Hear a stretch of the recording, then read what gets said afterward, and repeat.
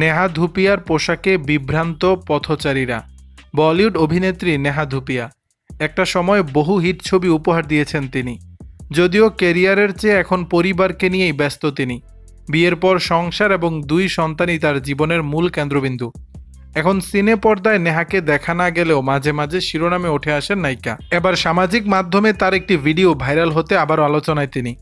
Viral সেই ভিডিওতে দেখা যায় স্বামী অঙ্গদ বেদীর সঙ্গে একটি ক্যাফে থেকে বেরিয়ে আসছেন নোহা, আর তা ক্যামেরাবন্দি করেন ছবি শিকারীরা। কিন্তু সেখানে নেহার যে বিষয়টি ভাইরাল হয়েছে তা হলো নেহার পরনের পোশাক। পরেছিলেন একটি কালো জ্যাকেট, চোখে সানগ্লাস, খোলা চুলে ননচালেন্ট লুক, আর নজর কাড়ে তার হালকা গোলাপি রঙের বডি ফিটেড প্যান্ট। এই প্যান্টটির রং নেহার ত্বকের রঙের সঙ্গে এতটাই মিলে যায় যে প্রথম দেখাতে মনে হতে পারে তিনি প্যান্ট ছাড়াই বের হয়েছেন, যদিও বাস্তবে তা নয়।